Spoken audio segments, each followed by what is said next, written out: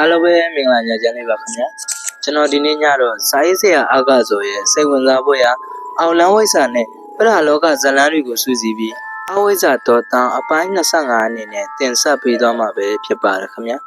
အစီအစဉ်လေးမစခင်ကျွန်တော်ရဲ့ channel ကို subscribe လုပ်ထားပေးဖို့တောင်းဆိုချင်ပါတယ်အဝိဇ္ဇာတော်တန်နဲ့အင်းလေးအင်းကျင်းလေးကျင်းဥမာကမှာတက်တာသလွန်ကြီးတစ်ခုအပေါ်တင်ထိုက်ကကျင့်စဉ်များကိုကြင့်ကြံနေလေသည်ဥမာက၏အနီးအနားတွင်ရွှေရအလင်းသားများကတဖြတ်ဖြတ်လင်းလန့်နေလေသည်ထိုအခါဥမာရခေါင်းဆောင်သည့်ဒေဝဂိုင်းသားများမှနန်းဆောင်ကြီးစီတို့ခြိတက်ကဥမာကအားဝန်းရပိတ်ဆို့လိုက်ကြလေသည်ဥမာကဂိုင်းသားများကိုကြည့်လိုက်ရင်ဒီအချိန်ကြီးကြတော့မှဘာလာလောက်ကြတာလဲဘာကြီးတော့ကိုအရေးတကြီးတင်ပြစရာရှိလို့ပါဘာကြီးတော့မနှက်ကြတော့မှတင်ပြလို့မရဘူးလားငါကျင့်စဉ်ကျင့်နေတဲ့အချိန်မှာမနှောက်ယှက်ရဘူးဆိုတာမင်းတို့မသိဘူးလားကွာထိုအခါဥမာရမှာအနီးရှိစပွဲကြီးတစ်လုံးဟာခြေထောက်နဲ့ကန်ထုတ်လိုက်ပြီးအခုအချိန်ကအေးအေးလူလူထားပြီးတော့ကျင့်စဉ်ကျင့်နေရမယ့်အချိန်မဟုတ်တော့ပါဘူးဘာကြီးတော့ကျွန်တော်တို့တိုက်ပွဲခေါ်တံပေးရမယ့်အချိန်ဖြစ်နေပါပြီဥမာရကခေါင်းညှိပြလိုက်သည့်အခါမိခါပြစ်ခတ်လိုက်သဖြင့်တန်ရာရရှိသွားကြသည့်ဂိုင်းသားနှစ်ဦးကိုအရှိတို့ဆွဲခေါ်လာခဲ့ကြသည်ရွှေဟင်းသားဂိုင်းကလူတယောက်ကျုပ်တို့ဂိုင်းကလူတွေကိုနေလေခင်ကြီးမှပဲပေါ့ပေါ့တင်တင်တိုက်ခိုက်ခဲ့ပါတယ်ဗျာကြီးတော့ဥမာကမှတန်ရာရသည့်လူနှစ်ယောက်အားလက်ညှိုးထိုးလိုက်လေသည်ထိုအခါလက်ညှိုးစီမှရွှေရအလင်းတန်းကြီးတစ်ခုကထွက်ပေါ်လာကထိုလူနှစ်ဦးအားမိမောင်းထိုးလိုက်တဲ့ကဲ့သို့ဖြစ်သွားလေသည်ထိုစဉ်ထိုလူနှစ်ဦး၏ရင်ဘတ်အတွင်မှရွှေလက်ကောက်တကွင်းစီထွက်ကြလာလေသည်ဒဏ်ရာရနေသည့်သူများမှလည်းအကောက်ပကတိအတိုင်းပြန်ပြစ်သွားကြသည်ဥမာရကရွှေလက်ကောက်ကိုကောက်ယူလိုက်ကဟောတာကတော့ရွှေရင်းသားဂိုင်းကလူတွေအတုံးပြကြတဲ့စက်ကြလက်ကောက်ဆိုတာပါပဲမင်းတို့ကဘာတွေမဟုတ်တာလုပ်ခဲ့လို့မင်းတို့ကိုသူတို့ကတိုက်ခိုက်ခဲ့တာလေထိုအခါလူနှစ်ဦးမှမျက်စိမျက်နှာပြတ်နေကြသည်ဘာကြောင့်ဆိုတာအတားထားစမ်းမှဦးရီတော့ကျုပ်တို့ဒေဝဂိုင်းကလူတွေမှန်းတိတိကျင်နဲ့ဒီလိုတိုက်ခိုက်လိုက်တာကျုပ်တို့ကိုစော်ကားတယ်လို့ဖြစ်မနေဘူးလားဥမာရစကားကိုဂိုင်းသားများကထောက်ခံကြလေသည်ဒါကြောင့်ဒီအချိန်ကစပြီးကျုပ်တို့ငြိမ်ခံနေလို့မဖြစ်တော့ဘူးဘာကြီးတော့လက်ထက်ကခရုတင်းကိုချလိုက်ပြီးတော့တန်လျက်ကိုပြောင်းခိုက်မှပဲရမယ်ငါတို့တန်လျက်ကြိုက်လို့မဖြစ်ဘူးမာရတန်လျက်ကြိုက်လိုက်မယ်ဆိုရင်ဘကိုးမြင့်မှာတိုက်ပွဲတွေဖြစ်ကုန်မှာပဲဒါတွေကျုပ်စိတ်ဝင်စားဘူးဘာကြီးတော့တကယ်လို့ဘာကြီးတော့ကတန်လျက်မကြိုက်ခြင်းဘူးဆိုရင်ကျုပ်ကဘာကြီးတော့ကိုစားတန်လျက်ကြိုက်ပေးပါမယ်ဥမာရမှာအရှိတို့တိုးလာလေသည်ထိုအချိန်ဥမာကလက်ဝါဖြန့်လိုက်ပြီးဥမာရအားအလင်းတန်းကြီးတစ်ခုနဲ့ပြက်ခတ်လိုက်လေသည်ဥမာရကလည်းလက်ဝါကိုဖြန့်လိုက်ကအနီးရောက်အလင်းတန်းကြီးပြက်ပြန်လဲပြက်ခတ်ပြန်သည်ခေါင်းဆောင်နှစ်ယောက်တိုက်ခိုက်နေသည်ကိုကြံသည့်ခေါင်းဆောင်များကကြည့်ကောင်းကောင်းနှင့်ကြည့်နေကြသည်ဥမာကမှအချင်းနေမဟန်တော့တစ်ဖြစ်လက်အုပ်ချိလိုက်ကလက်တကြားအစွမ်းဦးဆိုသည့်အစွမ်းတစ်ခုကိုထုတ်လိုက်လေသည်ထိုစဉ်ဥမာကဤခန္ဓာကိုယ်မှရွှေဝါရောင်အလင်းများထွက်ပေါ်လာကခမ်းမကြီးတစ်ခုလုံးကိုလွှမ်းချုပ်လိုက်သည်ဘာကြီးတော့စွမ်းတယ်လို့ကျုပ်လည်းစွမ်းနေဘာကြီးတော့ဥမာရာကလည်းမန်နဲ့အစွမ်းဦးခေါ်သည့်အစွမ်းကိုထုတ်သုံးလိုက်လေသည်ဥမာရာဤနှစ်ဖူးမှကျင်းဤအလင်းသားများကထွက်ပေါ်လာကခမ်းမကြီးတစ်ခုလုံးကိုဖုံးအုပ်ထားပြန်သည်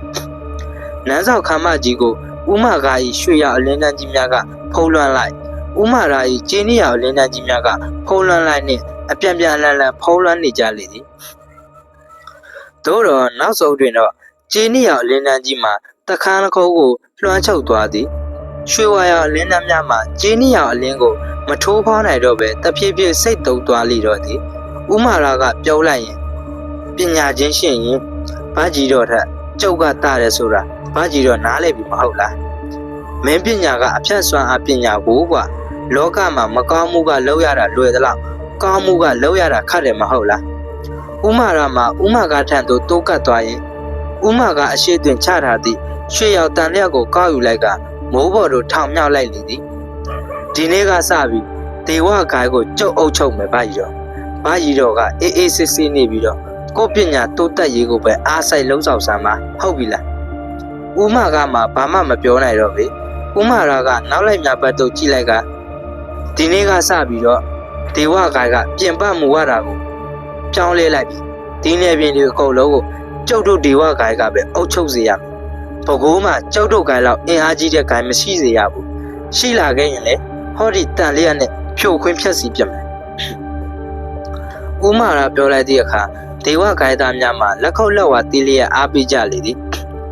ဦးမာကမှဘာမှမတတ်နိုင်တော့ပဲတပ်ပြင်တစ်ချက်ကိုသာချလိုက်မိလေတော့သည်မန်နဲ့လက်ထဲတန်လျက်ရောက်သွားပြီးဆိုမှတော့တွေးမြေကြတဲ့အဖြစ်တွေဖြစ်ကုန်ကြတော့မှပဲ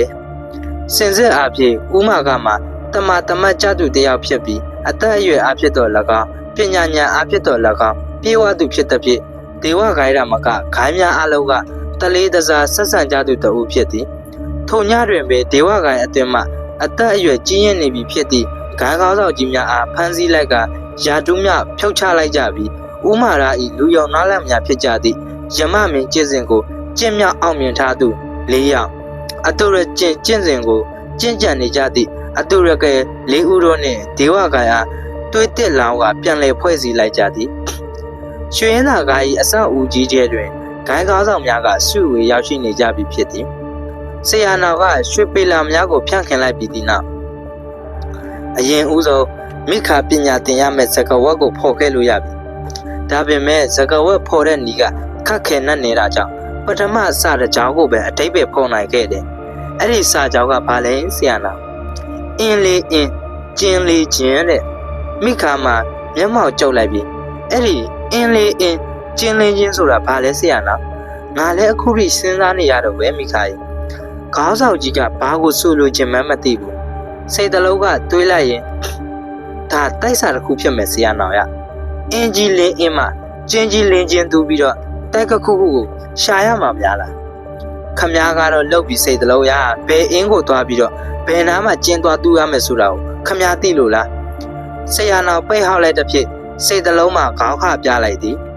ဆရာကိုင်မှာအလေးအနက်တွေးသွားနေသည်ကိုတွေးလိုက်ရတဲ့ဖြစ်ခမားကရောဘာတွေတွေးနေတာလဲဆရာကိုင်ကျွန်တော်ကတော့ဒီလိုတွေးတယ်ဗျအင်းလေးအင်းဆိုတိုင်းရေတွေရှိတဲ့အင်းကိုပဲစဉ်းစားလို့မရဘူးလေဗျသူဆိုလိုချင်တဲ့အင်းဆိုတာကအကွက်လေးတွေဆွဲရတဲ့အင်းကိုဆိုလိုချင်တာလည်းဖြစ်ချင်ဖြစ်မှာဗျအင်းလေးအင်းလို့ပြောဖို့ထောက်ရင်တော့စတ္တဘာဝဆိုတဲ့အင်းလေးခုကိုပြောချင်တာများလားဆရာတော်ကခေါင်းခလိုက်တာဆရာကပြောတာလည်းမဟုတ်တော့သေးဘူးဗျထိုအခါတော်ဘွားရှင်ကကျင်းဆိုတာအောက်လန်းဆရာတွေကျင့်ရတဲ့ကျင့်စဉ်ကိုပြောတာမဟုတ်လားတုတ်တန်ထဲမှာကျင်းကြီးတူးပြီးတော့လက်ပင်အထိမြုပ်ထားပြီးအစီအရင်မှန်တန်တွေရုပ်ဖက်ရတယ်လို့တော့စာထဲဖတ်ဘူးတဲ့ဆရာနော်အဖွားရှင်ပြောတာကိုကြောက်လဲတွေးမိပါတယ်ဒါပေမဲ့ဒါကလည်းရေးရေးရပြောလို့မရသေးဘူးဗျမမကြီးကတက်ပြင်တစ်ချက်ချရင်အင်းတွေကျင်းတွေဆိုတာရွှေဟင်းသာကားရဲ့ပညာတွေမှမဟုတ်တာအကိုကြီးကဘာဖြစ်လို့ဒီလိုရေးခဲ့တာပါလဲအားလုံးစဉ်းစားနေကြသည့်အချိန်တွင်အဖွားတီကခေါင်းတဆက်ဆက်ညက်ရင်ငါကြားဘူးတာတခုတော့ရှိတယ်ငနောက်ရဲ့အမေကဘာတွေကြားဘူးတာလို့လဲအင်းလေးအင်းကျင်းလေးကျင်းဆိုတာဟိုးရဲ့ရွှေရင်းသာခိုင်းကဂိုင်းချုပ်ကြီးတွေပြောဘူးတာကြားခဲ့ဘူးတာပါဆရာနောင်တို့မှအားတက်သွားပြီဒါဆိုရင်လည်းပြောပါမယ်အင်းလေးအင်းဆိုတာဘကိုးနဲ့မှအင်းနမဲနဲ့စတဲ့ရွာလေးရွာရှိတယ်အဲ့ဒီရွာလေးရွာကတော့ဝမ်ဘဲအင်းဘူးလေအင်းညောင်အင်းဆက်အင်းဆိုတဲ့အင်းရွာလေးရွာပဲအဲ့ဒီအင်းရွာလေးရွာဆိုတာဟိုးရှိပဝေတဏီကလေးကလောကီဆရာတွေလောကီအသက်ပညာရှင်တွေနေခဲ့ကြတဲ့ရွာပဲဒါဆိုကျင်းလေးချင်းဆိုတာကရောအမေကျင်းဆိုတာကလောကီပညာရဲ့တစ်ခုပဲငါသားပညာရက်တွေရဲ့အခေါ်အဝေါ်အရေးအတွက်တွေပဲဥပမာ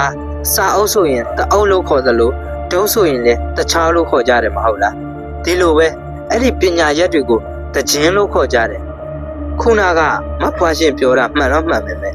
ကျင်းဆိုတာမြေကြီးတူးတဲ့ကျင်းကိုပြောတာမဟုတ်ပဲအခုနကလို့ပညာရက်တစ်ခုကိုပြောဆိုချင်တာပဲ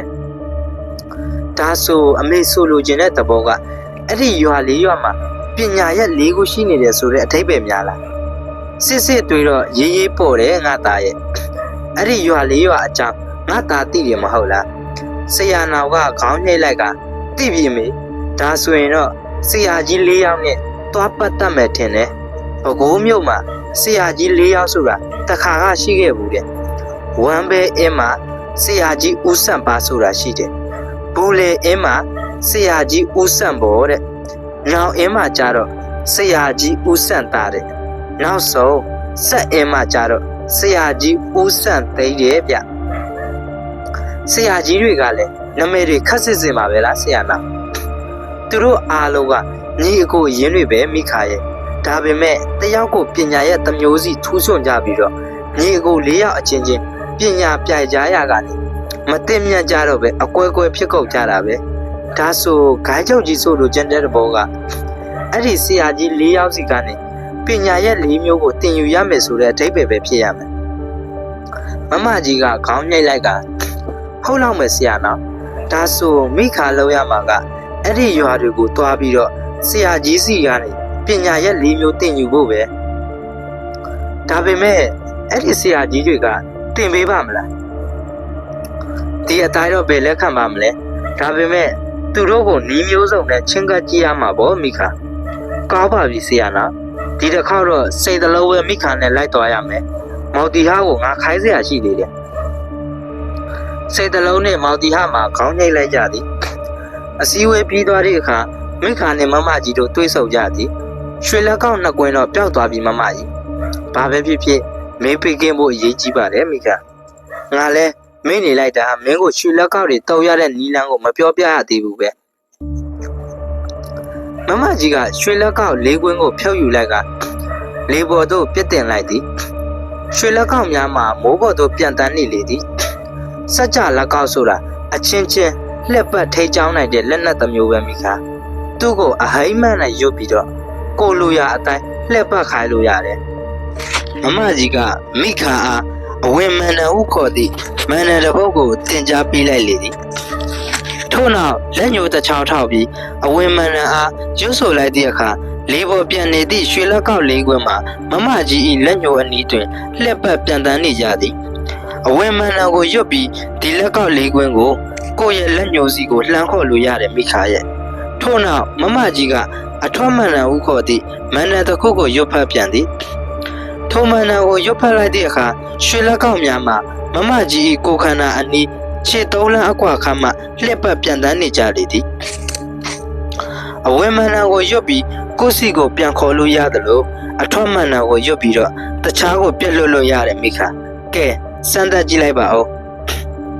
မိခါမှာအဝင်မန္တန်အားရွတ်ဖတ်လိုက်သည့်အခါလက်ကောက်လေးကွင်းမှာမိခါတန်တို့ပြန်လည်ပြေးဝင်လာကြပြီးလက်ညှိုးအနီးတွင်ပြန်တန်းနေကြလေသည်အထွတ်မန္တန်ကိုရွတ်လိုက်သည့်အခါလက်ကောက်များမှာမိခါနှင့်ခတ်ဝေဝေးနေရမှာရပ်ပတ်ပြန်တန်းနေကြပြန်သည်အထွတ်မန္တန်ကိုနောက်တစ်ချိန်ထပ်ရွတ်လိုက်သည့်အခါရွှေလက်ကောက်များမှာပုံမဝေးကွာလာသည့်အရက်မှလက်ပတ်ပြန်တန်းနေကြပြန်သည်မိခါမှာအဝင်မန္တန်ကိုရွတ်ဆိုပြီးရွှေလက်ကောက်များကိုခေါ်ယူလိုက်အထွတ်မန္တန်ကိုရွတ်ဆိုပြီးလက်ကောက်များကိုပြန်လည်ခွာထုတ်လိုက်နှင့်ဆော့ကစားနေမိလေသည်အထွတ်မန္တန်အားအကျိန်များစွာရွတ်ဆိုလိုက်သည့်အခါရွှေလက်ကောက်များကတက်တာအိမ်နေရန်ကိုထိမိပြီးတဝုံဝုံနှင့်ထိုးပေါက်ဝင်ရောက်သွားကြကတစ်ဖက်မှပြန်လည်ဖောက်ထွင်း၍ထွက်လာကြသည်မမကြီးကလက်ကောက်များကိုပြန်သိမ်းလိုက်ပြီးမိခါလက်တွင်ပြန်ဝုတ်ပေးလိုက်သည်ဒီလက်ကောက်တွေကကြည်စံတွေနဲ့တူတယ်မိခါလူဖြစ်ဖြစ်တရဝါတစ်ခါပဲဖြစ်ဖြစ်ထိမိသွားမှပျောက်ကွယ်ပျက်စီးသွားနိုင်တယ်တခြားအရာတွေနဲ့ထိရင်တော့ပျက်စီးမှာမဟုတ်ဘူးမမကြီးမှာရွှေလက်ကောက်၄ကွင်းအပြင်နောက်ထပ်ရွှေလက်ကောက်2ကွင်းကိုပါထပ်မံဝတ်ဆင်ပေးလိုက်သည်များများဝတ်လို့မရဘူးလားမမကြီးရဲ့6ကွင်းလောက်ကထိလို့အကောင်းဆုံးပဲမိခါမဟုတ်ရင်တော့မင်းထိချုပ်ရခတ်သွားလိမ့်မယ်မိခါမှာခေါင်းညှိလိုက်တော့သည်နောက်တနေ့မနေ့ရောက်သည့်နေ့ဝမ်းမဲအင်းစီတို့ထွက်လာခဲ့ကြသည်ဝမ်းမဲအင်းမှာပဲခူးမျိုး၏မြောက်ဆူဆူရက်တွင်တည်ရှိသည့်ရွာကလေးဖြစ်သည်ရန်ကုန်မန္တလေးကားလမ်းမကြီးနှင့်ရထားလမ်းမကြီးတို့၏ထိုရွာကလေးအားဖြတ်တန်းသွားလေသည်ဝမ်းမဲအင်းရွာကလေး၏အရှိတ်ဘက်တွင်လေကွင်းရာခင်းများနှင့်အင်းရင်ပြင်ကြီးရှိကရွာအနောက်ဘက်တွင်တော့တစ်ပင်တက်တော်များထူထပ်ပြီးဒေးစွန်းဘတောင်နှင့်တောင်များကိုလှမ်းမြင့်တွေ့နေရလေသည်ရွာရှိပိုင်းတွင်လူနေလူထက်ကရွာနောက်ပိုင်းတွင်တော့လူနေကျဲပါသည်မိခါတို့မှာဝမ်းမဲအင်းကျင်းရွာအရှိတ်ဘက်ခြမ်းသို့လှမ်းလျှောက်လာခဲ့သည်ရွာကလေးမှာအေးအေးချမ်းချမ်းပဲဖြစ်သည်လူစင်းများဝင်ရောက်လာသည်မို့ရွာသူရွာသားများမှာမိခါတို့အားငေးကြည့်နေကြလေသည်အိမ်ရှိတွင်တရွက်6များကိုမိရသည့်လူတအူးကိုတွေ့သည့်အခါမိခါကဒီရွာမှာဦးစံပါဆိုတဲ့လူကြီးတစ်ယောက်ရှိသလားမသိဘူးအမိုက်လဲချင်းနေသူမှာအတန်ငယ်စဉ်းစားလိုက်ပြီးခေါင်းခလိုက်သည် ရှင်သူ့ကိုမသိလို့နေမှာပါဒီမှာမိန်းကလေးငါဝမ်းပဲအင်းမနေတာအနှစ်30ကျော်ပြီမင်းပြောတဲ့ဦးဆန်ပါဆိုတဲ့လူကိုတခါမှမကြားဘူးတလို့မြင်လည်းမမြင်ဘူးကွာမင်းတို့ရွာမှားလာတာနဲ့တူတယ်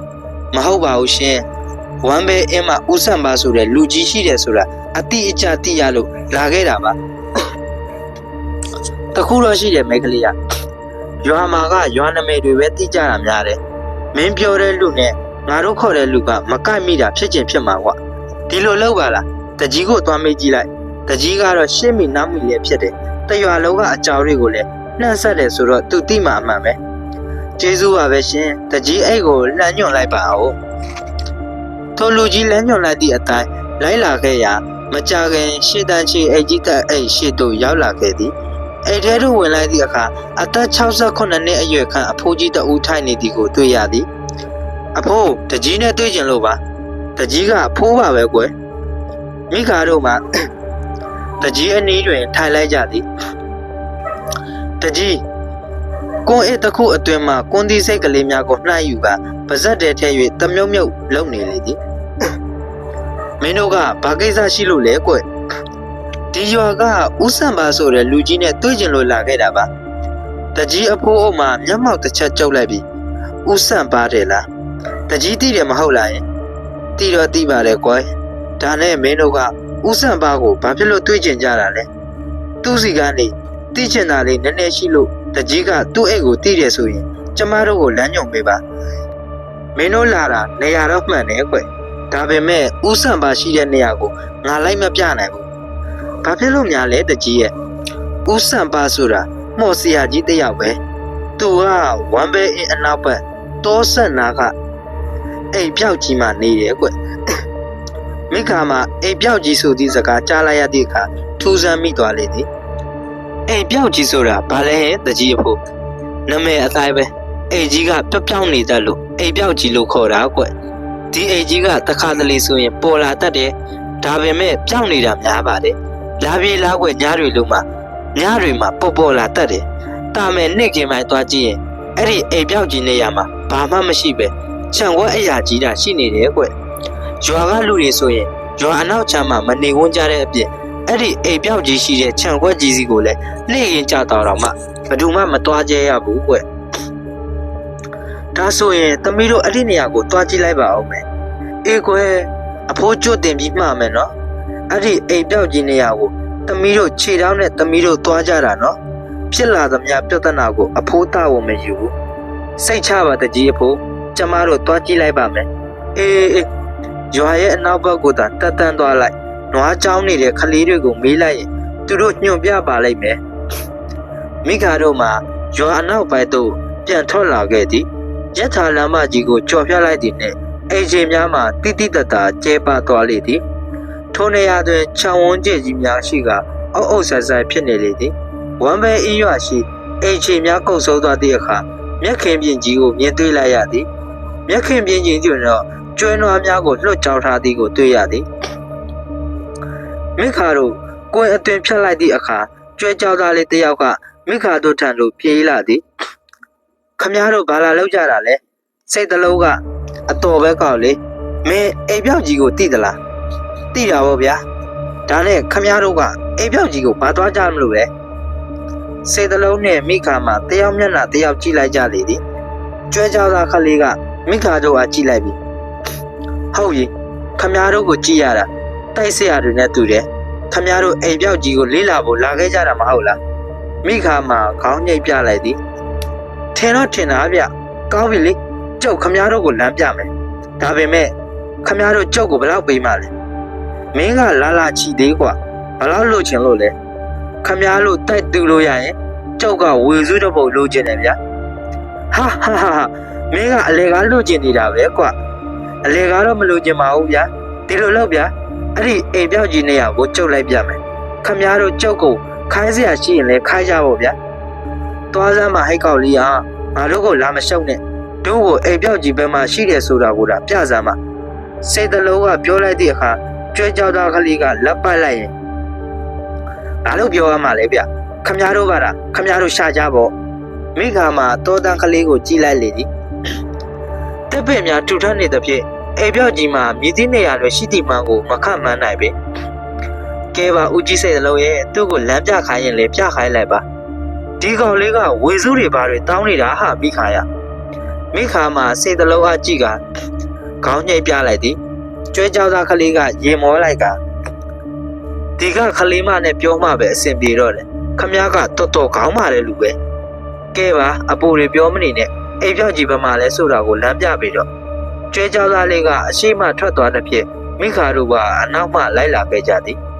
ခမည်းတို့ကျုပ်အနောက်လိုက်လိုက်ရင်ကျုပ်သွားတဲ့လမ်းအတိုင်းတေချာလိုက်ရမယ်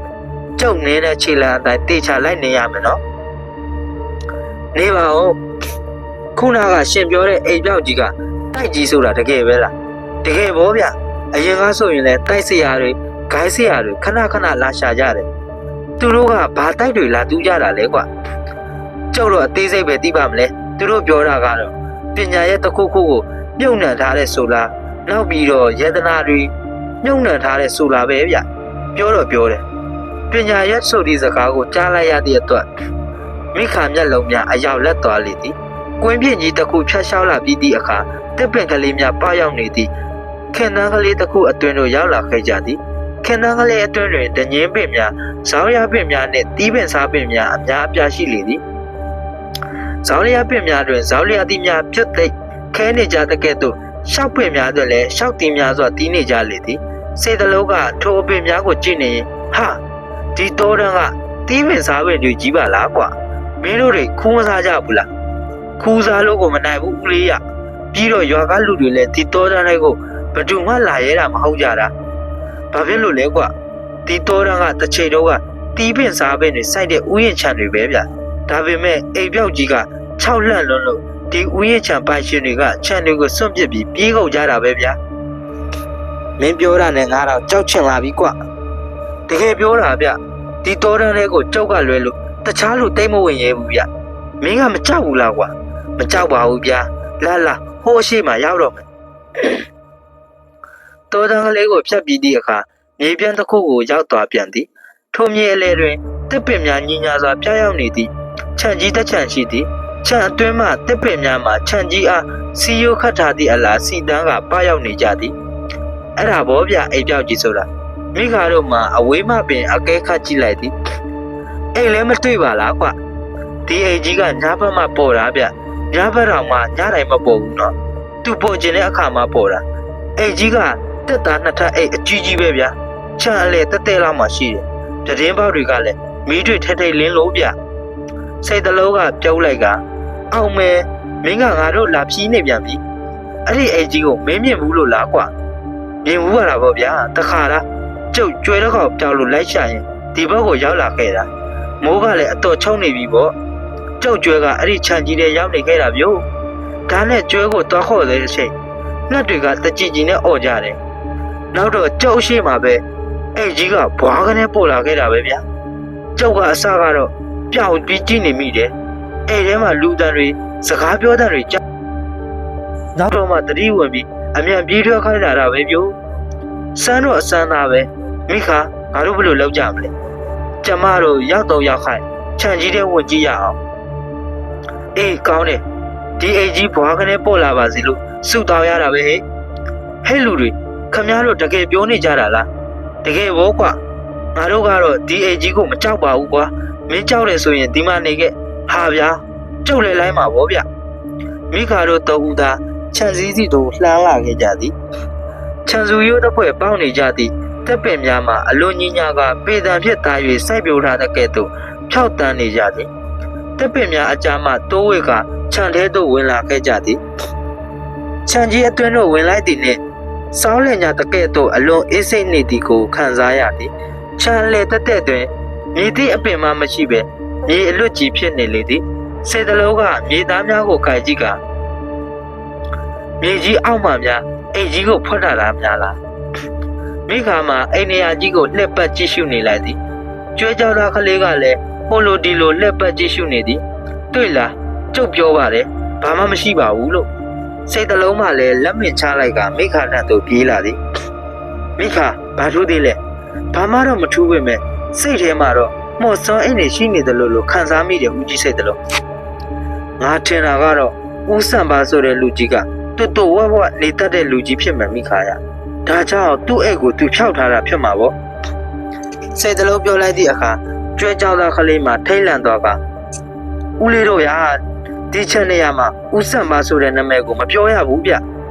ပြောတော့ဘာဖြစ်လို့လဲအဲ့ဒီနာမည်ပြောလိုက်ရင်ကျမစိုးဝင်တတ်တယ်တည်တတ်တယ်ဆိုပဲ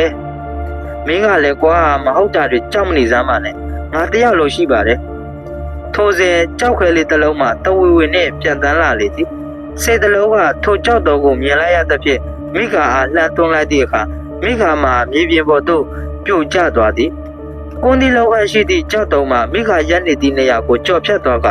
မြေပြင်ပေါ်သို့ဘုတ်ခွနဲ့ပြုတ်ကျသွားသည်မိခါကမလဲသွားပါကထိုကြောက်တော်မှာမိခါဥကောက်တက်တဲ့သို့ထိမှန်သွားမိမှာအသေးချပင်ဖြစ်သည်စိတ်တစ်လုံးကပတ်ဝန်းကျင်ကိုလှည့်ကြည့်လိုက်ရင်ဘာလို့လဲငါတို့ကိုဘသူကလာစိတ်ခေါ်နေတာလဲထိုစဉ်လက်တီလောကန်ရှိသည့်ကြောက်တော်ကြီးတစ်လုံးကတစ်ပစ်များအကြားမှပြန်ဝဲကထွက်လာပြန်သည်စိတ်တစ်လုံးမှာမျက်လုံးအားအုပ်ထားသည့်တရေပြားကိုလက်နဲ့လှန်လိုက်ပြီးထိုကြောက်တော်ကြီးအားမျက်စိမှအလင်းသားတစ်ခုနှင့်ပြက်ခွဲလိုက်လေသည်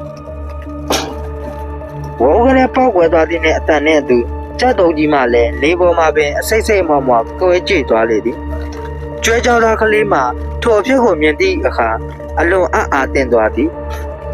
ထိုစဉ်မှာပဲကြောက်တုံများမှတလုံးပြီးတလုံးပြန်တန်းထွက်လာကြလေသည်စိတ်တလုံးကထွက်လာသမျှကြောက်တုံကြီးအားလေပေါ်မှာပဲတလုံးပြီးတလုံးပြက်ခတ်ပေါက်ကွယ်လိုက်လေသည်ကြောက်တုံများကွဲကြည့်သဖြင့်ကျဆင်းလာသည့်ကြောက်မုံကြောက်စားများမှတဝဝနှင့်ဖြစ်နေသည်ကျွဲကြောက်သားလေးကစိတ်တလုံးလောက်ခတ်နေသည်ကိုကြည့်ကအာရဝမ်းသာနေလေသည်ဦးလေးကြီးကတော်တော်စွမ်းတာပဲဗျဟာဦးလေးကြီးဟိုမှာတလုံးကျွဲကြောက်သားလေးညွန့်ပြလိုက်အတိုင်းစိတ်တလုံးကလိုက်လံပြက်ခတ်ဖြတ်စီလေတော့သည်သို့တော့မကြခင်မှာပင်နောက်စလုံးအရွယ်ခန့်ရှိသည့်ကြောက်တုံးများကတစ်ပစ်များအကြားမှမိုးရွာတကဲ့သို့တဝဝနှင့်ထွက်ပေါ်လာလေသည်စိတ်တလုံးမှာကြောက်တုံးကလေးများအားတလုံးချင်းစီမဖြတ်စည်းနိုင်တော့တဲ့ဖြင့်ကြောက်တုံးကလေးများမှမိခါတို့အားထိမှန်လေသည်ကြောက်သားလုံးများဖြစ်သည့်မို့ထိတွေ့သည့်အခါအလွန်နာကျင်လှပေသည်ထို့ကြောင့်မိခါနှင့်ကျွဲကြောက်သားကလေးမှာခြံကြီးအတွင်းမှပြေးထွက်လာခဲ့ကြသည်စိတ်တလုံးဤဦးကောင်းကိုလည်းကြောက်တုံးများကတရားတော်နှင့်ထိမှန်လေရာစိတ်တလုံးလည်းမဟန်နိုင်တော့ပဲခြံဝိုင်းအတွင်းမှပြေးထွက်လာခဲ့ရတော့သည်ခြံပြင်သို့ရောက်သည့်အခါကြောက်ခဲများကလိုက်လံထိမှန်နေစေဖြစ်သည်ဝါရပြအကွာခါရောက်သည့်အခါမှသာကြောက်တုံးများဆက်မထွက်လာတော့ပေထူးတော့ထူးဆန်းသားကွာဒါနဲ့ဟိတ်ကောင်လေးမင်းတိကြောင်လေးကိုဘယ်လို့မှမပြောရဘူးတော့ကွာစိတ်ချပါဗျာဒါနဲ့ဦးလေးတို့ဘယ်နဲ့တိုက်ဆတူကြမလဲမင်းကတော့တိုက်တူဖို့ပဲပြောနေတာပဲကွာဒီမှာအိမ်ကြီးကိုတော့ရှာမရဘူးဆိုနေမှပဲကျမတို့ညပမပြန်လာကြရင်ကောင်းမယ်ထင်တယ်စိတ်တလုံးကလည်းမိခါစကားကိုလက်ခံလိုက်သည်ကောင်းပြီလေဒါနဲ့ငါတို့ဘယ်မှတဲမလဲတကြီးအဲ့တော့မတဲချင်ဘူးဒါဖြစ်ရင်လေကြောက်အိတ်ကိုလိုက်ခဲ့ဗျာမင်းလည်းပြောနေတာလားတကယ်ပါဗျကြောက်အိတ်ကဒီရက်ထာလန်ပေးမှာပဲရှိတာပါဒီနားနဲ့လည်းနီးတာပေါ့မိခါတို့မှာကျွဲကြောက်သားကလေးအိတ်တွေနေထိုင်ရန်အတွက်ဆုံးဖြတ်လိုက်ကြသည်ညနေခင်းရောက်သည့်အခါကျွဲကြောက်သားကလေးမှာကျွဲများကိုတဲကမိရထာလန်အတိုင်းမောင်းသွင်းလာခဲ့သည်မိရထာလန်ဘေးတွင်တက်လုံးများဖြင့်ကာယံထားသည့်ကျွဲချန့်တချန့်ရှိကကျွဲအခေါက်အစိတ်ခန့်ရှိလေသည်ကျွဲကြောက်သားကလေးမှာကျွဲများကိုချန့်အတွင်းတို့မောင်းသွင်းလိုက်ပြီးသည့်နောက်ကျွဲချန့်ပိုင်ရှင်နှင့်စကားပြောဆိုကပြန်ထွက်လာခဲ့သည်ကျွဲချန့်ပိုင်ရှင်ကကျွဲကြောက်သားကလေးအားဆဲဆိုပြီးသည့်နောက်တောင်းကလေးတရားကိုထောက်ပေးလိုက်သည်တောင်းကလေးအတွင်းတို့ကြည့်လိုက်သည့်အခါစပယ်လုံးများရောထွေးနေသည့်စံချမ်းများကိုတွေ့ရပြန်သည်ကဲကြောက်အိတ်ကိုလိုက်ခဲ့ပြုယထာလန်အတိုင်းဆက်လျှောက်လာရင်ကွန်းဆက်တနေရာရောက်တွင်တဲခုတ်ကလေးတစ်ခုကိုတွေ့ရသည်ကျွဲကြောက်သားကလေးကတဲအတွင်းတို့ဝင်လိုက်ရင်အမေကျုပ်ပြန်လာပြီဗျဟောဒီမှာဆန်တွေယူလာခဲ့တယ်ထိုအခါမျက်မှန်မြင်မိမကြီးတစ်ယောက်ကတဲအတွင်းမှထွက်လာကတောင်းကလေးကိုလှမ်းယူလိုက်ရင်ဆန်တွေများလာကြည်လားတာရဲ့ကားကိုမပူတော့ဆဲဆိုနေတော့မှာပဲမျက်မှန်မြင်မိမကြီးကမိခါတို့ဘက်သို့လှည့်ကြည့်လိုက်ကအော်လူစိမ်းတွေလည်းပါလာတာကိုသူတို့ကဘသူတွေလဲသားသူတို့ကဧည့်သည်တွေပါအမေရဲ့သားတို့အိမ်မှာတဲမယ်တဲ့သားရဲ့ဘာလို့အိမ်ကိုခေါ်လာခဲ့တာလဲအမေလို့မပြည့်စုံတာကိုသားလည်းတီးရသားနဲ့ကျွဲကြောက်သားလေးမှာခေါင်းကုန်းနေလေသည်ထိုအခါမိခါကရပါတယ်တော့ကျမတို့အတွက်အဆင်ပြေပါတယ် ကျမတို့တညလောက်အိပ်ပြီးရင်ထွက်သွားမှာပါမဟုတ်တာပဲရှင်တဲတာကရှင်တို့ကြိုက်တဲ့လောက်တဲနိုင်ပါတယ်ကျမတို့အိမ်ကမပြည့်စုံလို့အားနာနေတာပါစိတ်တလုံးကအနာတို့လာရသည့်အခါမျက်မှန်မြင်မိမကြီးကနှာခေါင်းတရှုပ်ရှုပ်လုံးနေယောက်ျားသားလည်းပါတော့ကိုရှင်လဲကျမလိုပဲလားဒါပေမဲ့ကျမကတော့ဇုံလုံးကံပေါ့အကောင်းကိုပြောခလာရတဲ့ဖြင့်စိတ်တလုံးမှာဒေါသထွက်သွားသည်ဒါနဲ့နေစမ်းမအောင်ခမည်းကမျက်လုံးကန်းနေတယ်တာပြောတယ်ကျုပ်တို့ပါလာတာကိုလည်းသိတယ်ကျုပ်မျက်စိတစ်ဖက်ကန်းနေတာလည်းသိနေပါလားခမည်းကတကယ်ကန်းတာမဟုတ်ရဲ့လားတကယ်ကန်းတာပါရှင်ဒါပေမဲ့ကျမကကန်းနေတာကြာပြီမို့လို့ရှင်တို့ရဲ့အတန်းရှင်တို့ရဲ့ခြေလမ်းရှင်တို့ရဲ့ကိုယ်အနာကိုမှတ်မိနေပါပြီကျွဲကြောသားကလေးကပစိုးတက်ထဲကိုပခုံးပေါ်တင်လိုက်ပြီကဲကြောက်တော့ရေသွားချိုးရင်မနာကထောက်ခဲ့တဲ့ငမြုံးတွေသွားဖော်လိုက်အောင်ပဲဗျာဟင်းစားလေးရတာပေါ့ကျွဲကြောသားကလေးမှာပြောရင်းဆိုရင်အိမ်မထွက်ခွာသွားလေသည်အိမ်နဲ့မလန့်မကန်းတဲ့ရာတွင်ရေကန်ကြီးတစ်ခုရှိကအိမ်ပေါ်မှကြည့်လျက်ထိုရေကန်ကိုအတိုင်းအတာမြင်နေရသည်ကျွဲကြောသားကောက်လေးမှာရေကန်အတွင်းရေကူးနေသည်ကိုတွေ့ရသည်စေတလုံးကကျွဲကြောသားကလေးအားကြည့်ပြီးဒီကောင်ကလေးကလူသားငယ်ပေမဲ့စိတ်ကောင်းတော့ရှိတာပဲကွာဒါနဲ့တို့တွေတက်တူတွေပြောထားတာကိုဘယ်လိုလုပ်ကြမလဲမိခါဒီလိုပဲမီးစင်ကြီးကားရတာပေါ့ဦးကြီးစိတ်တလုံးရဲ့မိခါနဲ့စိတ်တလုံးတို့မှာရေကန်ကြီးကိုငေးကြည့်နေမိသည်ညနေစည်းစာနေရောင်ကကောင်းကင်တစ်ခွင်ကိုဖြန့်ကျက်လွှမ်းချုပ်ထားတော့ကြောင့်တမျိုးကလေးလှပနေတော့သည်အဝိဇ္ဇာတော်တာအပိုင်း25ဒီမှာတင်ပြီးဆုံးပါပြီနောက်ရက်တွေမှာလည်းအပိုင်းအတစ်တွေကိုနားဆင်ခံစားဖို့ကျွန်တော်ရဲ့ channel ကို subscribe လုပ်ထားပေးဖို့တောင်းဆိုချင်ပါတယ်